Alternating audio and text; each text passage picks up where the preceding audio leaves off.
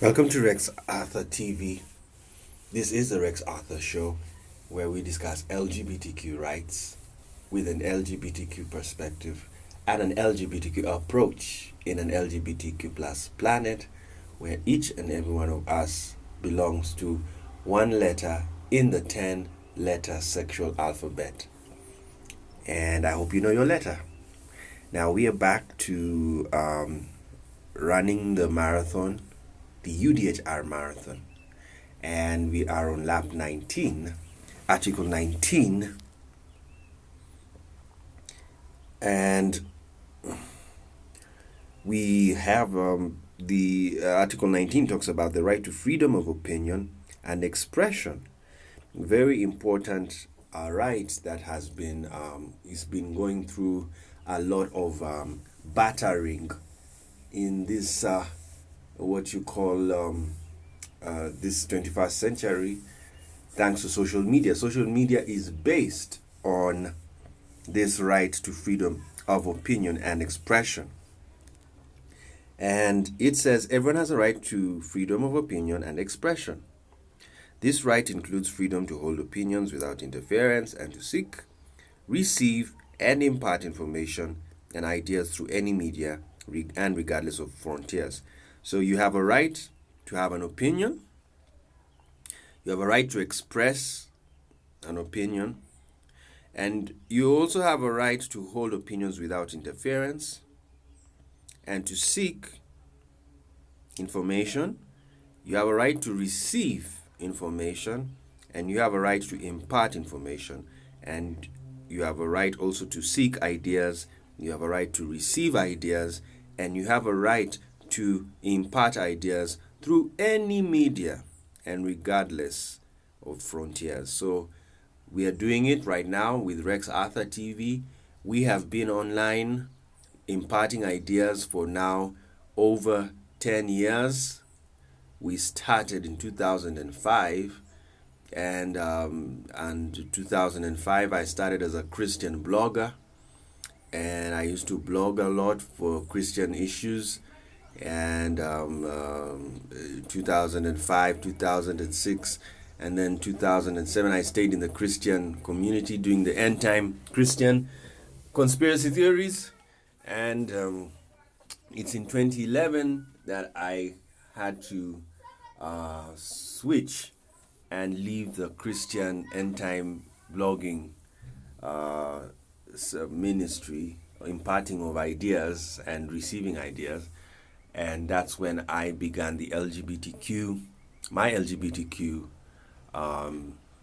impartation of information, of LGBTQ information from 2011. And then from 2011, 2012, but mostly 2012 is when I began very well. But it was still in 2011. I continued, and that time I was in atheism. I espoused atheism until 2016, when I decided I then thought of going back to church because of the various challenges I faced coming out as an LGBTQ atheist who used to be a Christian before. And when I was a Christian, I was closeted. So, but I enjoyed blogging that time. It was a wonderful time. The time Obama was in presidency, it was a very good time. I used to enjoy battling with people until Obama, of course, he left the presidency 2016. But on that year of 2016, I was very confused because of my life. I didn't want to know where I was going with my life, in the sense that I had a spiritual experience and it used to really follow me all the time. So I used to think maybe it means I shouldn't be living in the LGBT community. So that year, I decided to go to church. And it was a very horrible experience. In fact, I now call 2016 the worst year in my life because of the many things that happened to me that time. And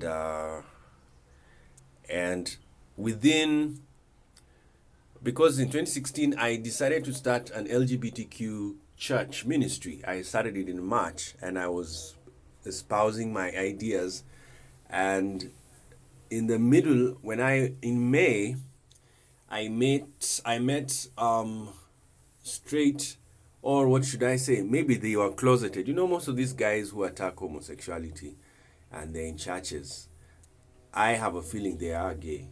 It's just that they don't want to let people know that they have that feeling. And so when that happened in May, I had to change my YouTube channel that was espousing LGBT Christianity, and I went to join I went to a straight church that was homophobic, and it was hell. And before the year ended, I had to come back to the LGBT, and so 2017 I got back to blogging for the LGBT community. I had already now seen that some straight churches were very homophobic, and they do not deserve space. But because of the freedom of expression and opinion, those churches are still there, but they are attacked for that, for espousing those ideas. So 2017, I came back to the LGBT community properly, but now with Christianity, and I found an LGBTQ affirming church, and that made 2018 now my best year ever, because I've lived as an LGBTQ person and also as a person of faith, and I've enjoyed it, and I'm still growing on, because it's a very interesting journey. It's not very it's very exciting. Actually, this year has been the most exciting, and I feel sad it's already gone, because I'm now building a very strong theological basis for being LGBTQ in faith, and I'm so grateful. I've actually changed my views in the past. Most of the views I used to hold in the past, because when I was a Christian blogger, I was very much Christian. I was really not friends with other religions, but now I am friends with every religion. I am friends with every sexual orientation. I'm enjoying life. I'm enjoying expressing my opinions. Of course, when I am saying enjoying life, it's not that I'm living in $1 billion a day. No, because some people think to enjoy life you must have money. I don't have money that much, as I have told you, because of my lifestyle. It's not very easy to have a stable job, a very good job that can keep you living well. So I'm living by the mercy of well-wishers out there, and I'm very happy. And these are allies. I call them allies. And some of them, yes, they are homophobic, but they can stomach me, because I know I tolerate homophobes. Yes, there's a way I know how to live with them. So I try and stay with them. But I'm still working on building my empire, as I already said, Rex Arthur Towers, and the Queer in Science, Theology, Philosophy, and Spirituality Center, and the Rex Arthur Center that will be built in the Northern Hemisphere and the Southern Hemisphere. Those are my plans now, and we're going to focus on that so that we can leave the space of homophobes and allies, because I dream now of living with my people fully, LGBTQ persons fully, and I dream of even having not only a house, a big house with my family, my LGBTQ family people, but with a community, a community estate whereby it's filled with LGBTQ persons. So your neighbor is a bisexual, your other neighbor is a transgender, and you can have your parties and you discuss life and you go and have fun. Yes, so that is my vision. And as I said, it's either I will be single, or I'll marry, or I'll stay with a man. That is my goal now. I'm so happy I've cleared up that. So, you see, that's now what I've done is freedom of opinion and expression. I've expressed myself, you see, And that is the freedom that we are allowed to have. And you can do it on any platform. Social media, you can write letters, you can go to the radio station, you can go to the TV station, you can even go outside and scream and tell people, these are my ideas. Yes, it's freedom of expression and opinion. Okay. Good. So now, these guys have also stipulated and explained it very well. And this includes, we've read that, then the International Covenant of Civil and Political Rights says that the exercise of these rights provided in paragraph 2 also comes with its special duties and responsibilities. It may therefore be subject to certain restrictions, but they shall also be as such as provided by law and are necessary for the respect of the rights or reputations of others, for the protection of national security or of public order or of public health or morals. Okay, so these guys are saying there are limitations to this freedom of expression, and it's a very understandable. Have you noticed some freedoms have few limitations, others have some limitations, many limitations. This one is one freedom that has many limitations because of its power. The more powerful a freedom is, the more limitations it will have. And freedom of movement does not really have, it's not so powerful because it's just moving from one place to another. But freedom to hold an opinion and freedom of expression is a very powerful freedom because you can actually influence the minds of everyone in the world. And if you are able to do that, you have become a very powerful person. You know, freedom of movement, it's only you moving. So you're not moving with everybody. And so it's not so powerful, and therefore the limitations are few. But freedom of expression is very powerful because it can sway thousands and millions of people. Look at Christianity. It is through the freedom of expression that Jesus Christ and his disciples spread the gospel to all the nations of the world. And now you have billions of Christians because of freedom of expression. Look at Muhammad. It's through freedom of expression that Islam was created. It's through freedom of expression that Hinduism exists. It's through freedom of expression that Marxism, over 100 countries are Marxist in nature or have a Marxist history, thanks to one man called Karl Marx. It is through freedom of expression that the Black Civil Rights Movement provided America with a president, the first black president, Barack Obama. It is through freedom of expression that both positive and negative effects in history happened. It's through freedom of expression that Nazism spread its ugly head in the whole of Europe and led to the genocide of Jewish people and gay people. So you have to understand that this is the problem of the freedom of expression. It's very powerful because people can use it to injure people. People can use it to kill people. As I've told you what happened in Nazi Germany, it was the saddest case. And this is why, till today, Germany is regulated.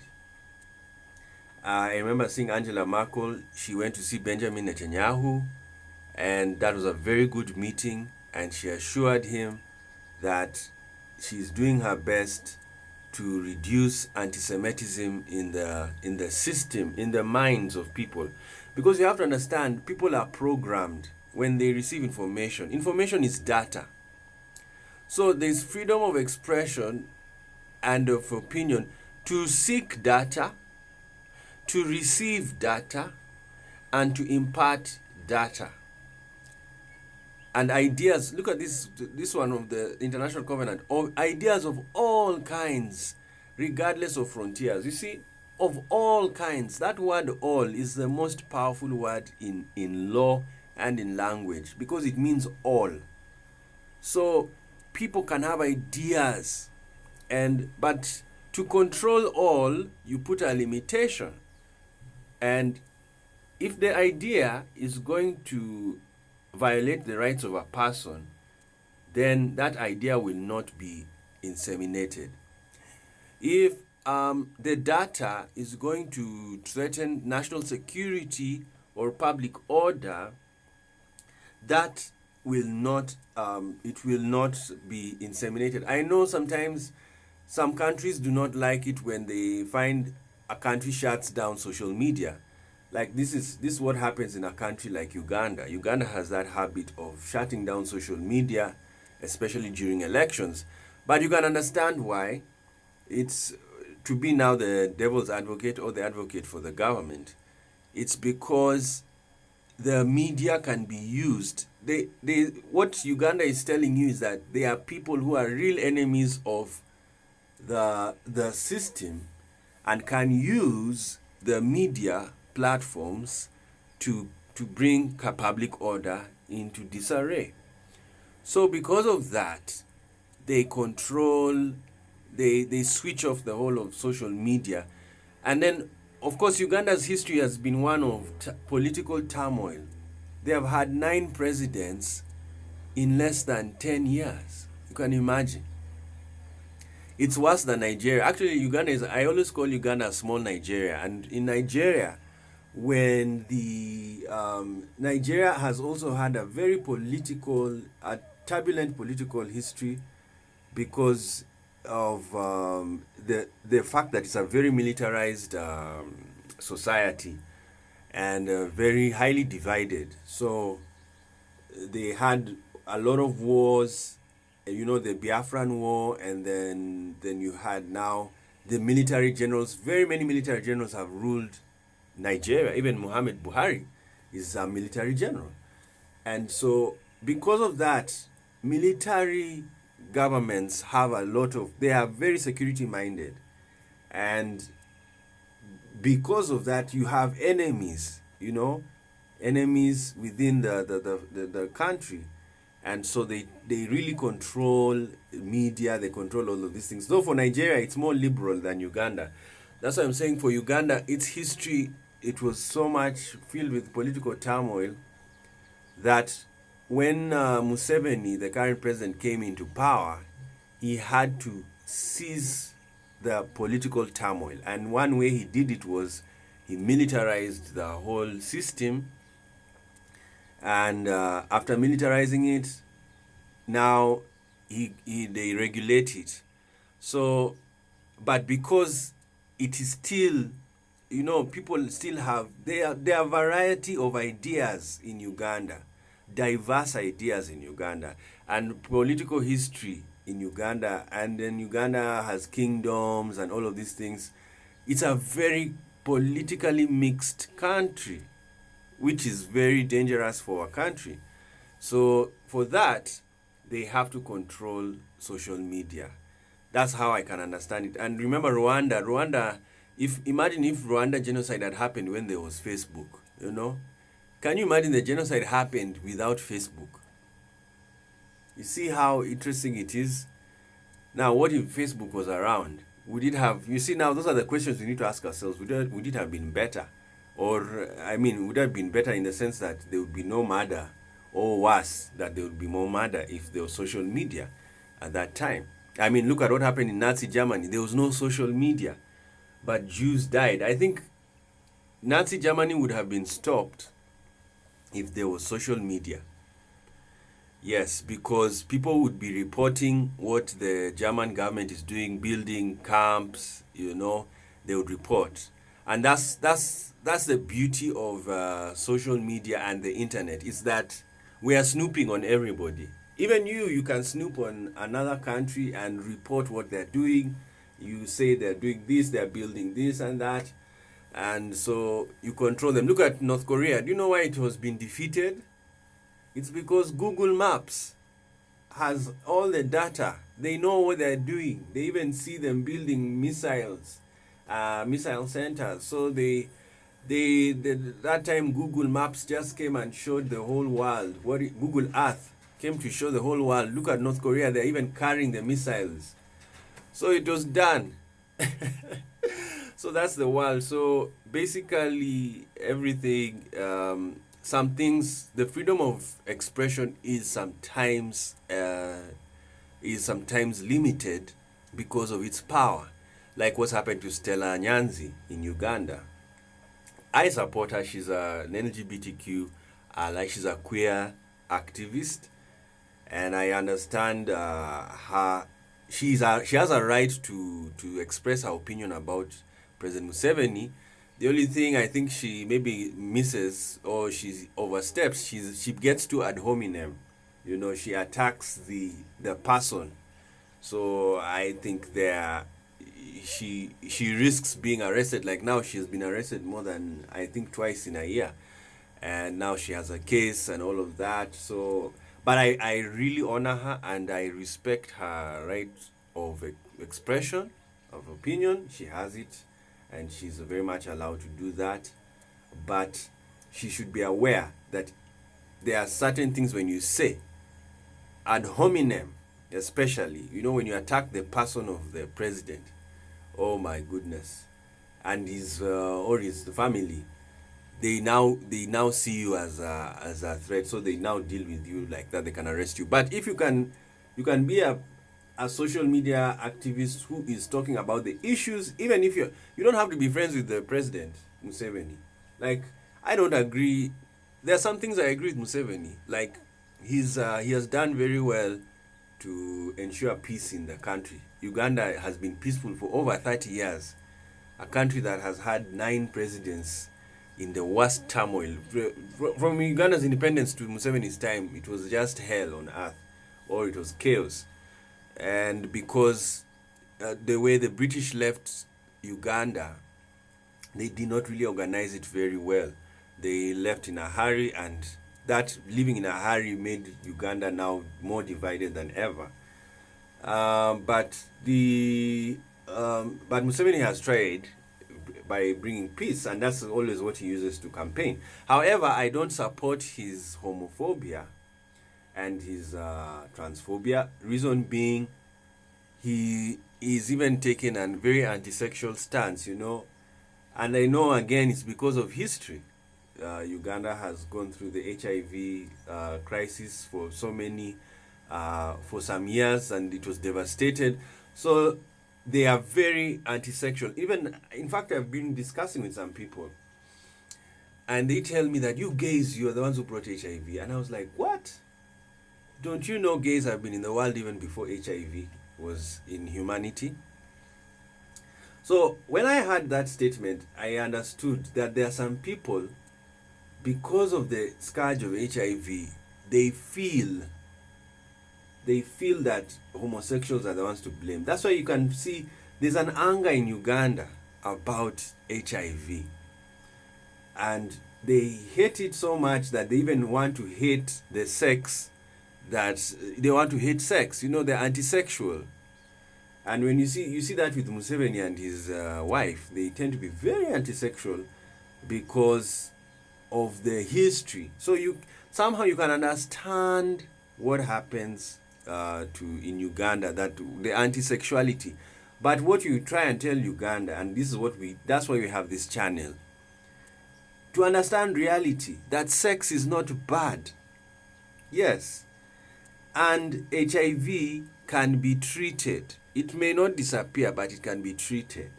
So what you do is, if you get HIV, go to the clinic, receive medication, and go on. But do not stop people from having sex, whether homosexual or heterosexual.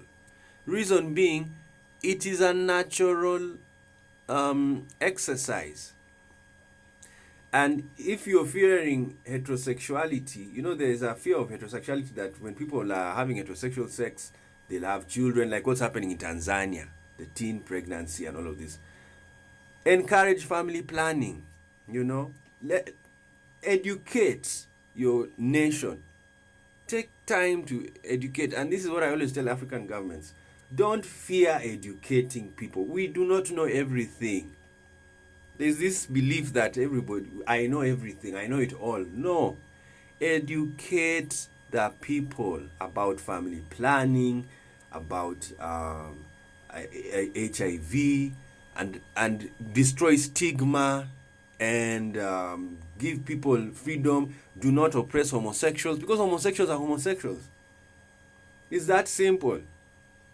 This is what we always tell Uganda. What are you doing? You're busy wasting time attacking homosexuals when you could be allowing them to come out, let them be integrated in the system, let the churches now discuss about the reality that homosexuals exist.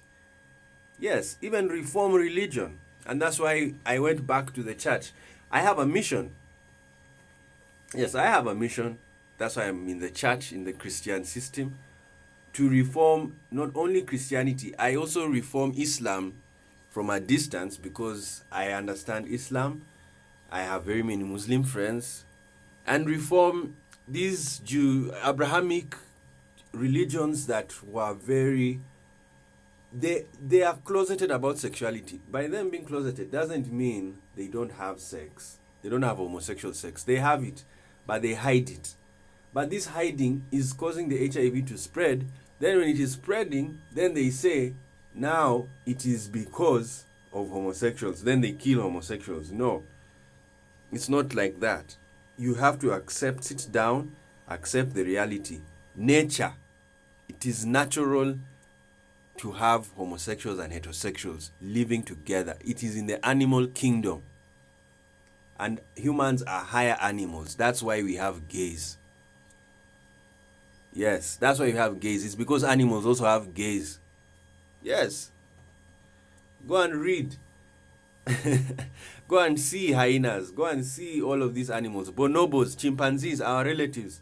They have gay sex. Yes. It's beautiful.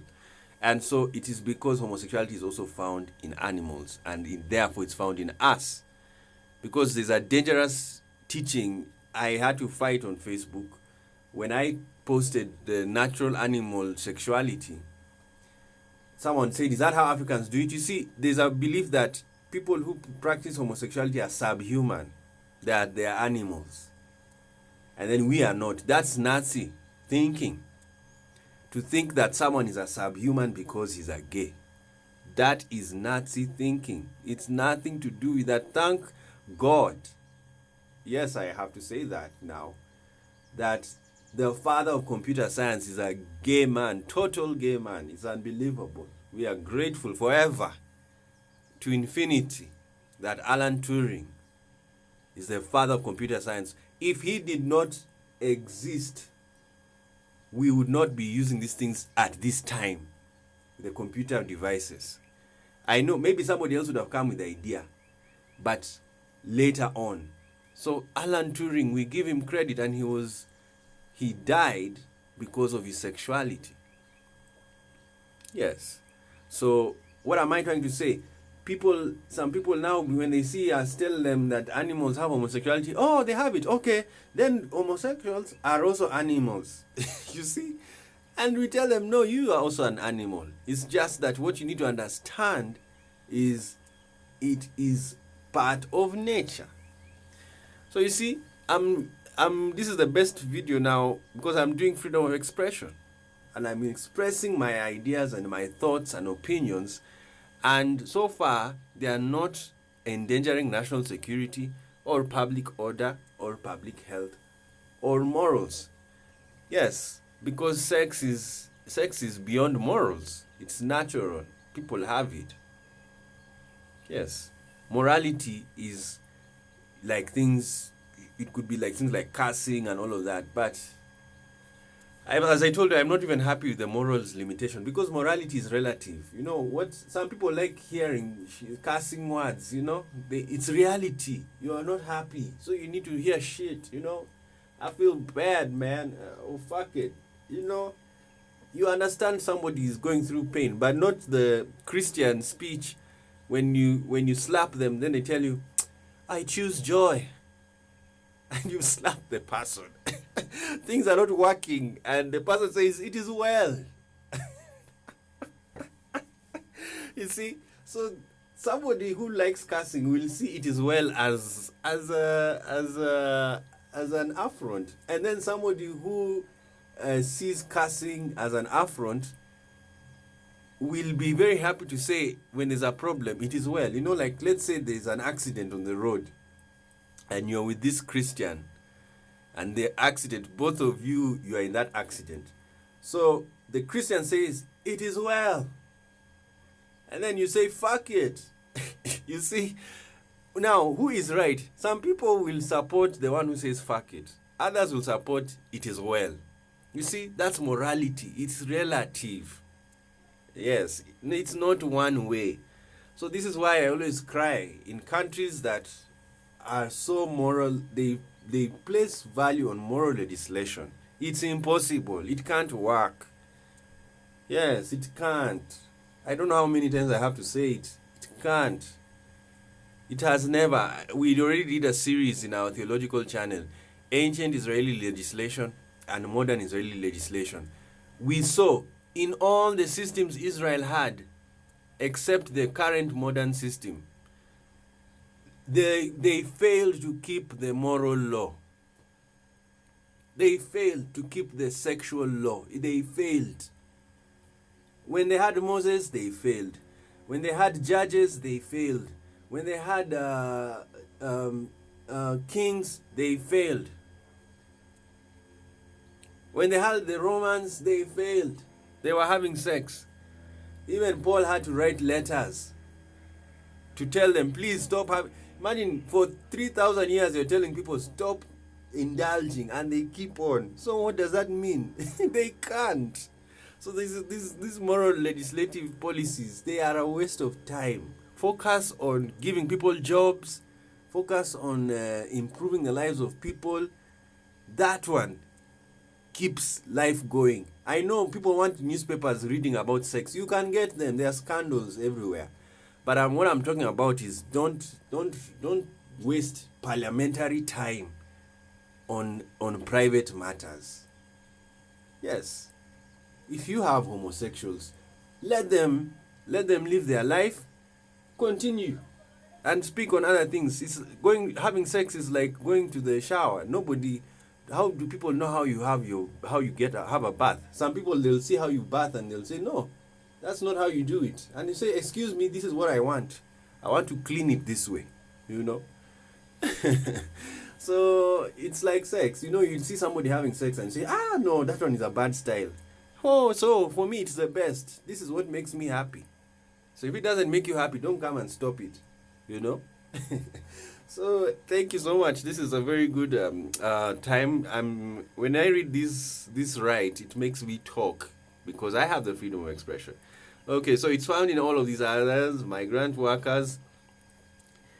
And okay, now let's read the African Charter. And they say every individual shall have the right to express and disseminate, I like that, semen, his opinions within the law.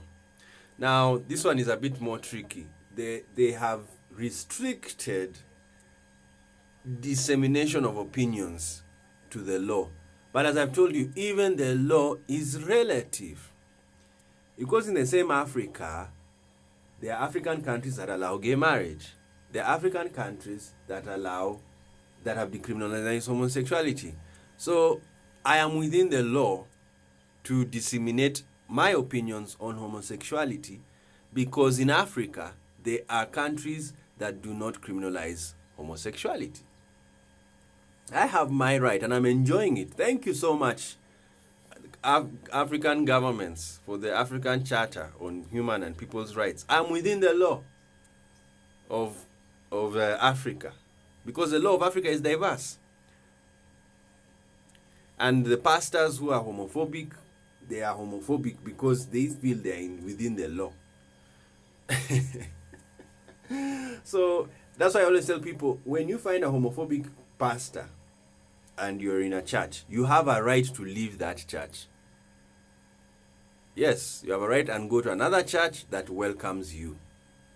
That's it. And they're straight pastors who don't waste time talking about homosexuality. Yeah, I can sit in their church. Because when I discuss with them, I'll just discuss what they preached. And I don't need to tell them my sex life. But there are others, if you dare speak, I will tell you my sex life. I did that to one straight pastor. Yes. He Every Sunday, there was a month he was just preaching about homosexuality. And then I just said, no, I need to talk to this man. And I told him, I'm gay, and I believe, I also believe in God, and I'm in your church. And what I wanted you to understand is that when you talk about gay issues, don't talk about them attacking gay persons. You need to understand they exist. And so he asked me that, okay, if you are with gay people, are you making them change? I said, no. It's not about making them change, because homosexuality, if you, like the so-called ex-gay movement, those are bisexuals. They are not ex-gay. And then there are gays who never change. Those ones are gay. So I told him, even if you call homosexuality a sin, homosexuals still exist, because there's this theology that when you become saved, you stop being a sinner. It's the biggest lie in theology. Even Paul was sinning after he received the Holy Spirit. Even Peter sinned after he received the Holy Spirit, speaking in tongues, but he hated the Gentiles and could not eat with them. That was a sin. And Paul told Peter off, and he was filled with the Holy Spirit, healing people. So what does this mean? You can be filled with the Holy Spirit and still sin. And that's what Paul said, I die daily. You know, that's what Paul said. Sin still lives in me. It's because of the body I am carrying. The church of Corinth, they were so filled with the Holy Spirit, but they were sinners of the highest order, especially sexual sin. You see, when you see this sexual sin, it is mostly sex. Why? Sex is so natural and very nice. So these people, the homosexuals, were in church in the time of Paul. Yes. And so that's why he was writing, these guys won't enter heaven. He was basically telling them, if you are behaving like this, you know you won't go to heaven. Why would he not say that if you are doing this, you have left, you are not part of the church? He couldn't chase them. You see?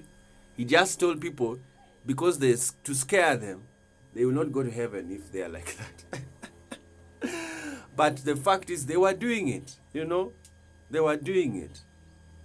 And that's why Paul had to write about marriage. He wrote about marriage because people were so horny. And he said, if you're burning, just marry. He got tired.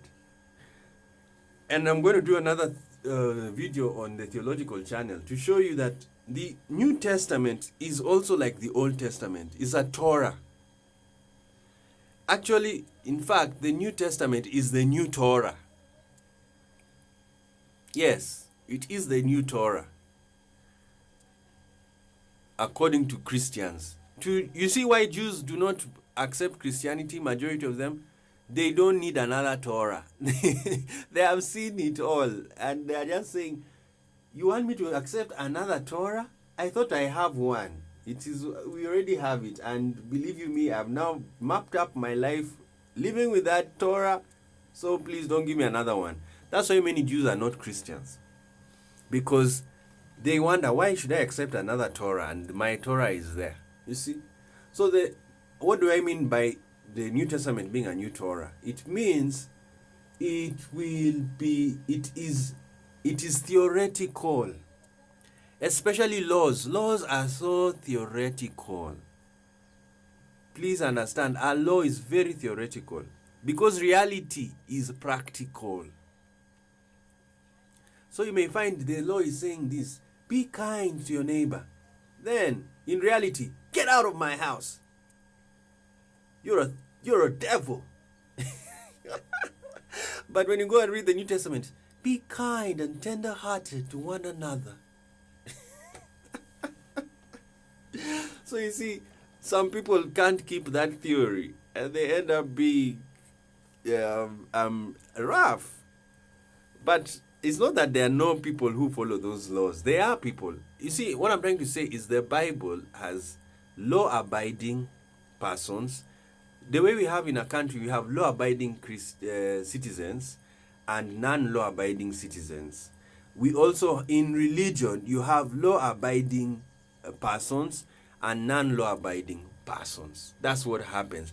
That's why in the New Testament and in the Old Testament times, there were those who kept the law and those who didn't keep the law. It is forever like that. There are those who are non-law abiding and there are those who are law abiding. And some pastors, their job is to make people, all of their members, law abiding. But it can't happen. That is their dream. They wish all of their members are law abiding. But it can't happen because we come from different places.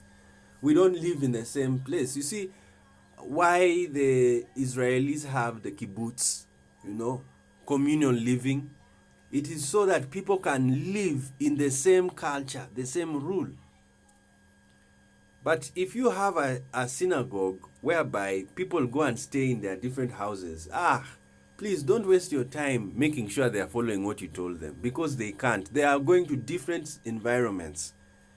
It's like talking to a snake, a lion, a cow, a giraffe. They all come to the synagogue and you're preaching to them. They will go back with different interpretations and continue their life. The lion will continue eating the goat. It saw the cow in the synagogue and says, yes, wait, let the service end. I'm coming to eat you. And you as the rabbi, you have preached to the lion, the snake, and the cow, and the giraffe. Please love one another. But you have preached to a lion whose job is not to love a cow, but to eat it and destroy it. So that's what happens when you go to church. People come from different environments, and therefore they receive the word of God differently because they come from different environments. So do not stress yourself as a pastor that everybody must do what I say, because you will die. It won't happen. Especially when they don't live in a community. One community. You see, that's why if you look at Muslims live together so that they can enforce the culture in them. Yes, Christians are very liberal because you just go back.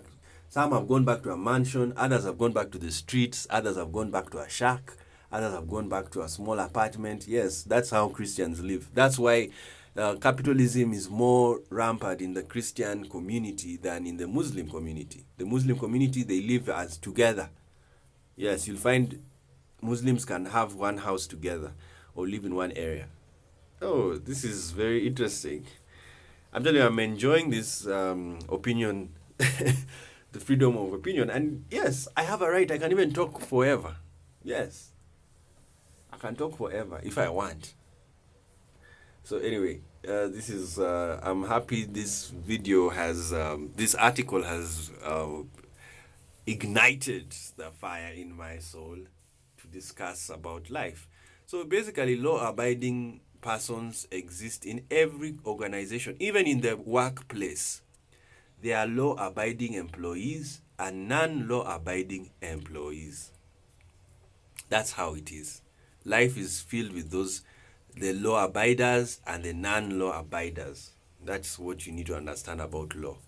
And Paul was spending time, every theologian who writes about moral laws and moral living, they spend time with those who don't live according to what they do. That's why now we are very happy with the liberal churches.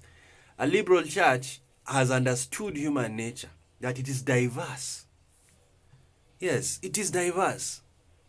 So when you preach to people about how to live well, it's not necessarily force. You don't preach commands, just preach suggestions. Yeah, because these are adults you're talking to, and they know what they want from life. And this adult will go through, if he sees your suggestion makes sense, he will follow it. And when he follows it, you'll say it's okay.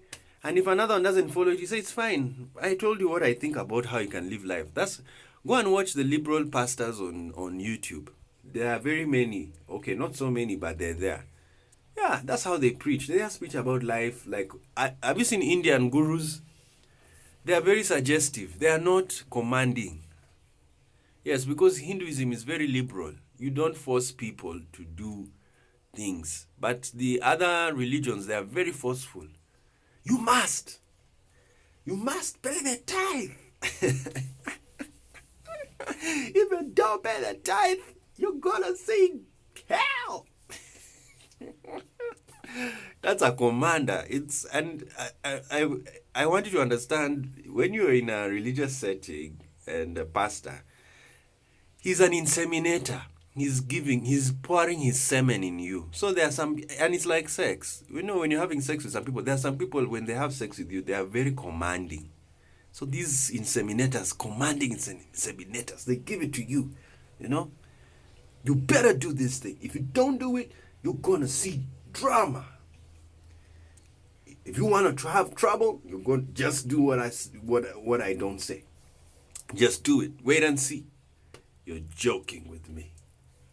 Hallelujah, somebody. And somebody's happy. So it's like sex. And then there are other people you have sex with. They are so liberal. They are so nice. They just come and tell you, yeah, when you have a problem and life is hard, don't worry. Just look around.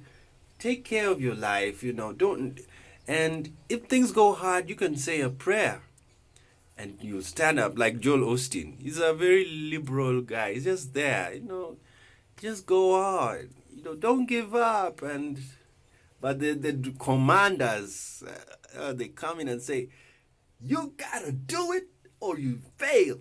You see? So you're free to pick. You may like a guy who inseminates you in the commanding way, or you may like an inseminator that is very loving and liberal and doesn't force you to do things. So pick your inseminator. That's pick your pastor, pick your politician. Like, see, politicians, do you see Trump? He's a very commanding inseminator. Do you know why it was said women were supporting Trump, the conservative women? It's because they are used to commanding men in church. Many liberal women cannot handle Trump. They can't sit under Trump. You see, Hillary Clinton has disdain for him. We did a video, yes. She has disdain because she's an educated woman and she understands that a man and a woman are equal. But a conservative woman, she is used to believing that a man is greater than a woman. So whatever Trump says is right. Go and check the statistics. The women who support Trump have less education, and if they have education, they are very conservative. Yes, and they are religious. That's how it is. And the women who don't support Trump, they are highly educated and liberal, or if they are not so educated, they are liberal. Yeah, it's simple. Very easy to understand. It's because those women are used to commanders rather than these liberal, sweet guys who are just, what's he saying now? But when they hear a man who says, you're a terrible woman, like Trump. You see what he told Hillary? And Hillary just looked at him. She was so mad. That debate was the best because it was so ad hominem on the side of Trump. It hurt. And when he said that, Hillary looked at him and wondered, is this man even sane? But other women, they are there supporting him. Yes, because of conservatism. They would rather support a man who degrades their kind because they are used to that domination in the family. It's weird. I can talk about it forever. There's a very good book I saw and I posted it, I think, during the UDHR week. It was talking about the conservative women. Yeah, so I've talked so much under the article of freedom of opinion and expression, but let's conclude it. There's an end to everything. And the end is that what you need to understand is you have to understand that human beings have the have a right to expression, and you have a right to go and receive opinion from anywhere. But some opinions need to be limited. And for me, that's, as we end the video, that's where the world is right now. Social media is being regulated, and it will be regulated. This is just the beginning. They're regulating social media to remove anti-Semitism, to remove everything. Remember, even Mark Zuckerberg made an anti-Semitic statement, and they had to attack him. Please understand him. He's a Jew, and it's possible to be Jewish and anti-Semitic. I already told in another video, Karl Marx wrote an entire thousands of words of anti-Semitism towards his people. He wasn't happy with Jewish people. So even as a Jew, if you're a Jew out there, don't fear expressing your opinions. Talk. And whether it will sound anti-Semitic or not, that's, of course, that's between jury. The people who are not supposed to be anti-Semitic are non-Jews. And a non-Jew, when he's talking about Jewish things, should be very careful. So the beauty of, let's look at the positive side of regulation of expression of opinion and thoughts.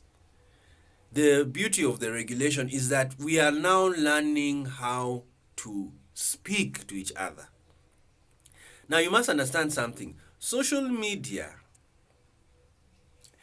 has, and please understand, this is why this video had to be very long. This article is the hottest article that is being battered right now.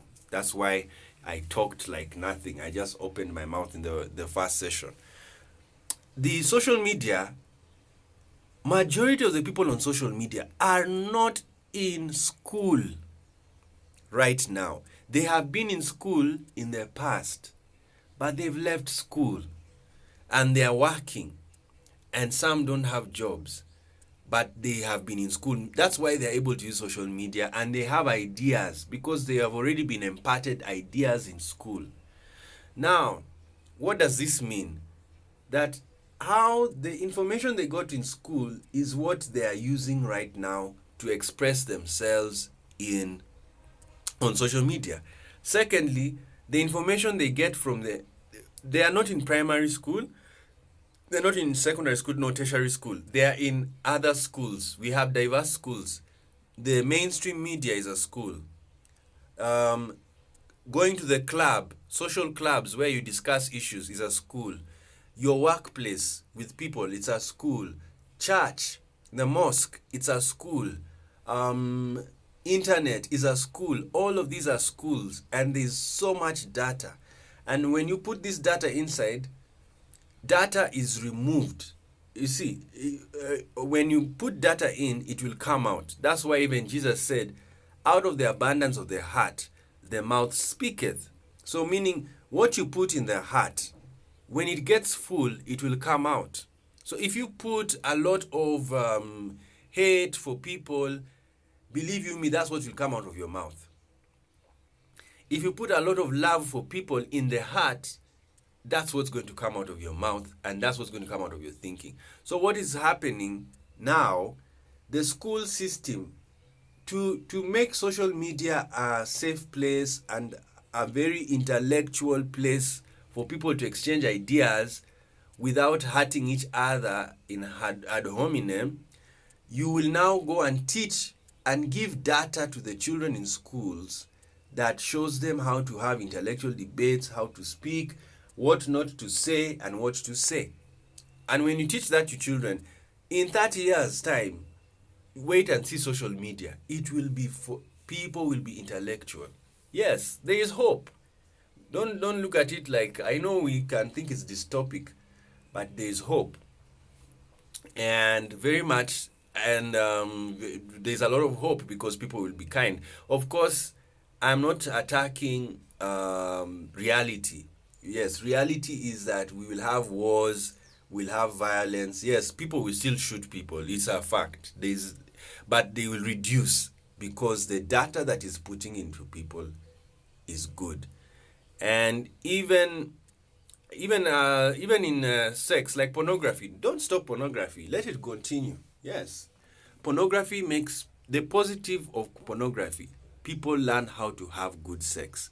People appreciate the work of actors.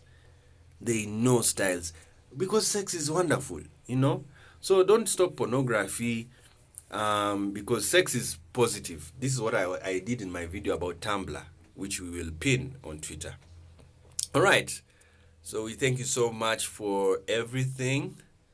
So this is why social media is going through regulation. You see, Twitter, they are already dealing with things, but the problem is the catch is, and the sad place is that there's a lot of clawbacks, in a sense that people are going to complain.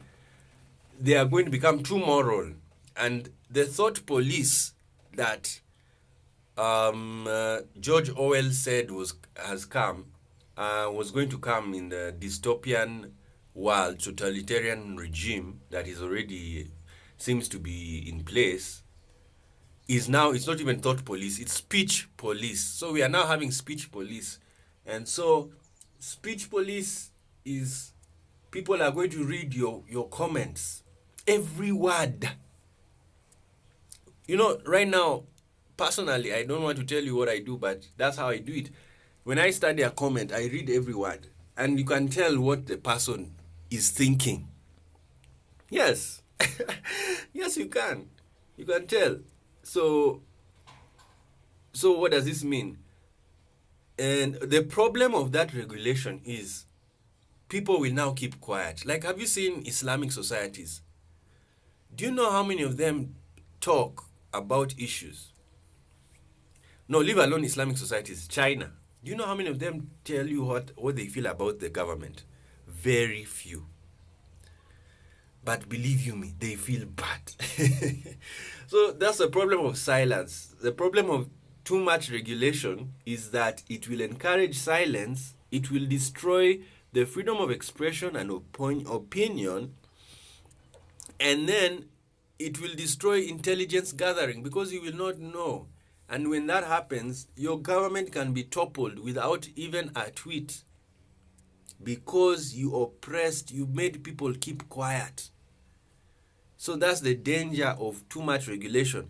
That's why even Uganda should not really shut down social media, but what they should do is regulate it, in a sense that if you find somebody posts posts a post that is going to cause public disorder during maybe election time or any other time, you close that post, you go and visit that person. As in fact, what's going to happen in the world, number one, Facebook has to accept reality. They have to become a physical presence. The virtual presence is not working. So what does that mean? Facebook would rather have offices in every country it is in. Then these people who are working in Facebook offices will now monitor the posts, and they will work in tandem with the governments. And the government will be able to put their people to, not people who are coming to fight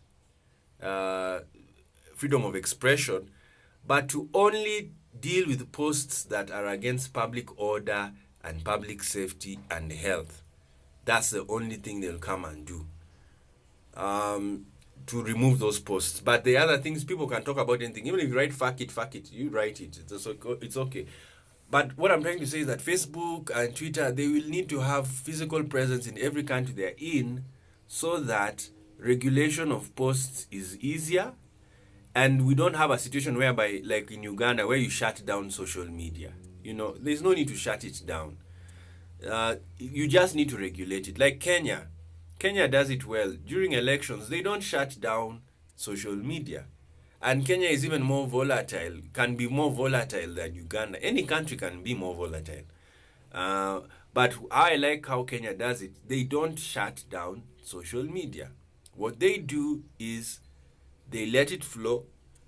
And you see, you really don't see people inciting somebody to violence, because if they do, the Kenyans are very vigilant. By then, they are very vigilant bloggers and social media users. They will just report this person is inciting violence. Yes. So that's why you don't really need to shut down social media like what happens in Uganda. But I think in Uganda, it's because the infrastructure is so weak, they cannot capture people. Ugandans they are very tricky because somebody can post something and you don't know which country he's in. You see, that's why social media is so hard to regulate. It's because you can post something from any country in the world, the 200 countries in the world. Yes, any country in the world. So imagine you're in Australia and you post a very violent post that bring down the government. It is destroying your life. It is, and the revolution is born. Now, when they want to arrest the person, he's in Australia. You see, so that's the problem. That's what I think Uganda just said. Since we can't get these social media bloggers who are causing mayhem in our country, they're in other countries, just close the whole thing. We can't, because we don't know who it is. Because now it will mean every country will have to have intelligence forces in every country of the world, so that if somebody posts something and he's in Australia, your intelligence force in Australia is going to look for that person. So anyway, let me leave. I may give people ideas. Anyway, it's my right to give ideas. But another thing about freedom of expression of opinion, it doesn't mean that you have to tell us what you think. You can keep quiet. You have the right to remain silent. And that's what many people are doing. Many people are leaving Facebook, many people are leaving Twitter, many people are leaving some of these social media sites, especially ones where they punish them, put them in jail, they give up, they leave. Personally, I don't give up. I'm on social media till it dies. I'll be the last person to leave social media because I enjoy expressing myself. And I will use the right to the hilt. Even if social media dies in 2025, I will be the last person and I'll be the one to bury it. So I will continue, no matter, like Facebook, they banned me recently. Now, I now know they really don't want to see any sexy picture. So I will control myself. Okay, guys, thank you so much for joining us. That's the end of article 19, Freedom of Expression and Opinion.